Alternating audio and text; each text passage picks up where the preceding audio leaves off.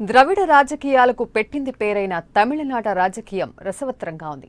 చాలా దశాబ్దాల తర్వాత కరుణానిధి, జయలలిత లాంటి ఉద్కండులు లేకుండా జరుగుతున్న లోక్సభ ఎన్నికలవి. ఏపీ విభజనతో దక్షిణాదిన అతి పెద్ద రాష్ట్రంగా అవతరించిన తమిళనాడు రాజకీయం ఇప్పుడు దేశమంతటినీ ఆకర్షిస్తోంది. తమిళనాడులో ఈసారి లోక్సభ ఎన్నికల ఫలితాలు ఎవరికీ అంతుపట్టడం లేదు. కేంద్రంలో సంకీర్ణ ప్రభుత్వాలు అధికారంలో ఉన్నప్పుడు తమిళనాడుకు చెందిన డీఎంకే, అన్నా డీఎంకే పార్టీలు ఢిల్లీలో చక్రం తిప్పాయి. నరేంద్ర మోడీ నాయకత్వంలోని ఎన్డీఏ సర్కార్లో మాత్రం ఈ పార్టీలకు ఎలాంటి ప్రాధాన్యమూ లేదు. దీంతో ఈసారి మంచి స్థానాలు సాధించి మళ్లీ కేంద్రంలో క్రియాశీలకంగా మారాలని ద్రవిడ పార్టీలు భావిస్తున్నాయి.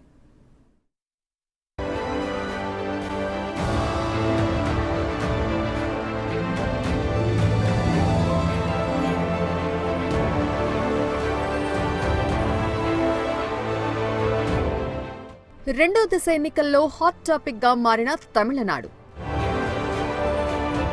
తొలిసారిగా జయ, కరుణ లేకుండా ఎన్నికలు. ఎన్నడూ లేనంతగా డబ్బు ప్రభావం. విజేత ఎవరో చెప్పడం కష్టమే అంటున్న విశ్లేషకులు. తమిళనాడు, పుదుచ్చేరిలో మంగళవారం సాయంత్రంతో ఎన్నికల ప్రచారం ముగిసింది.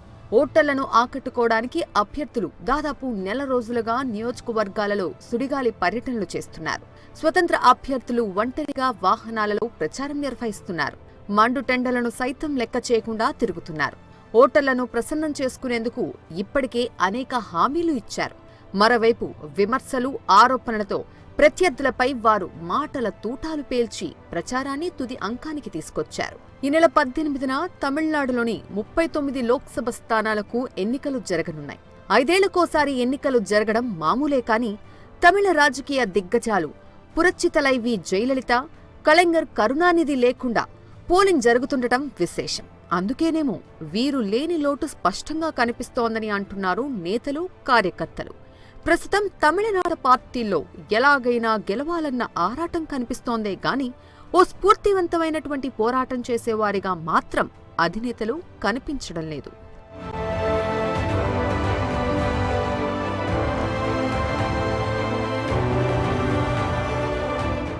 జరుగుతున్నవి లోక్సభ ఎన్నికలు కాబట్టి సహజంగానే ఈ ఎన్నికల్లో జాతీయ అంశాలే ప్రధానంగా చర్చకు వస్తున్నాయి. కాకపోతే బీజేపీతో పొత్తు పెట్టుకుని బరిలోకి దిగిన అన్నా డీఎంకే, దాని మిత్రపక్షాలు మోదీ ప్రభుత్వ పథకాలను ప్రజల్లోకి బలంగా తీసుకువెళ్లడంలో విఫలమవుతున్నాయి. సోషల్ మీడియాలో బీజేపీ అభిమానులు పెట్టిన పోస్టులు మినహా అధికారికంగా విశ్వాసంతో మోదీ ప్రభుత్వం గురించి ప్రజలకు చెప్పడంలో స్థానిక బీజేపీ నాయకులే తడబడుతున్నారు. అన్నా డీఎంకే నేతల సంగతి ఇంతకంటే భిన్నంగా ఏమీ లేదు. ఈ రెండు పార్టీల ప్రత్యర్థిగా ఉన్న డీఎంకే మాత్రం మోదీ వ్యతిరేక ప్రచారంలో పైచేయి సాధించింది. నోట్ల రద్దు, జీఎస్టీ వల్ల సామాన్య ప్రజలు, చిన్న వ్యాపారులు ఎదుర్కొన్న ఇక్కట్లను ఏకరువు పెట్టడంలో డీఎంకే ఫ్రంట్ చాలా వరకు విజయం సాధించింది.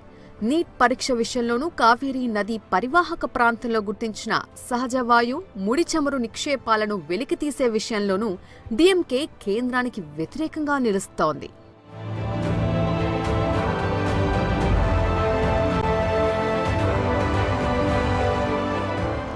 అన్నా డీఎంకే విషయానికొస్తే జయలలిత ఓటు బ్యాంకు ఇప్పటికే చెక్కు చెదరలేదు. కానీ శశికళ వర్గానికి చెందిన టీటీవీ దినకరన్ 15% వరకు ఓట్లను తనకు అనుకూలంగా చేర్చడంలో విజయం సాధిస్తారని పరిశీలకులు చెబుతున్నారు.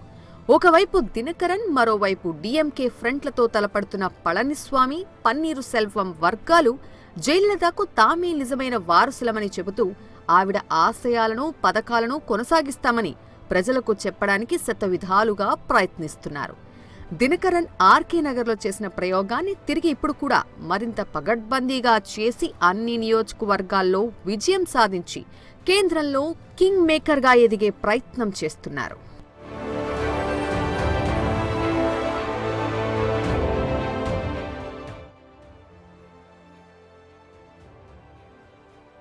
తమిళనాడులో బీజేపీకి ఉన్న ఓటు బ్యాంకు 3 నుంచి 4% మించి లేనప్పటికీ మోదీపై ఉన్న వ్యతిరేకత ప్రభావం మాత్రం అన్నా డీఎంకే ప్రభుత్వంపై పడుతోంది. దాని ప్రభావం డీఎంకేకు లభించవచ్చు. స్టాలిన్ గొప్ప నాయకుడు కాకపోయినా ప్రధాన ప్రతిపక్షంగా కాంగ్రెస్ అండతో ఒక ప్రత్యామ్నాయం కావాలనుకునే వారికి ఆశాకిరణంగా నిలిచారనే చెప్పాలి. రెండు ద్రావిడ పార్టీలలో ఏదో ఒకదానికి పగ్గాలు అందివ్వడం తమిళనాట సాంప్రదాయంగా వస్తోంది కాబట్టి అస్థిరత్వంతో కొట్టుమిట్టాడుతున్న పార్టీ కంటే డీఎంకేకు మద్దతివ్వడం మేలని ప్రజలు ఆలోచిస్తున్నట్లు ప్రచారం జరుగుతోంది.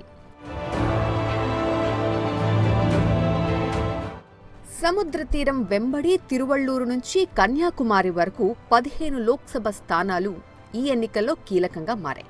అందుకే ఇప్పుడు అన్ని పార్టీలు మత్స్యకారులను మచ్చిక చేసుకోవడానికి ప్రయత్నిస్తున్నాయి. ఓఖీ తుఫాను సమయంలో రాహుల్ గాంధీ పర్యటించి ఇచ్చిన హామీలు గుర్తు చేస్తూ కాంగ్రెస్ మళ్లీ అధికారంలోకి వస్తుందని, కేంద్రం అండతో అభివృద్ధి నిరాటంగా కొనసాగిస్తామని డీఎంకే ప్రచారం చేస్తోంది. ఎక్కువ స్థానాల్లో గెలిపిస్తే మనకు మద్దతు ఇచ్చే కాంగ్రెస్ పార్టీ కేంద్రంలో అధికారం చేపడుతుందని డీఎంకే ఫ్రంట్, బీజేపీకే ఎక్కువ అవకాశాలు ఉన్నాయని అన్నాడీఎంకే ప్రచారం చేస్తున్నాయి. ఇన్ని అనిశ్చితాలు, అసత్య ప్రచారాలు, వైరుధ్యాల మధ్య తమిళ ప్రజల తీర్పు ఎవరిని గెలిపిస్తుందో తెలియని పరిస్థితి. తమిళనాడులో ఉద్దండులైన నేతలు లేకపోయినా డబ్బు ప్రభావం మాత్రం విపరీతంగా ఉంది. ఎన్నికల హడావుడి మొదలైన నాటి నుంచి అక్కడ ఇంతకు ముందు ఎన్నడూ లేనంతగా డబ్బు ప్రభావం కనిపిస్తోంది. ఎన్నికల కోడ్ అమల్లోకి వచ్చిన తర్వాత ఈసీ కొన్ని వందల కోట్లను పట్టుకుంది.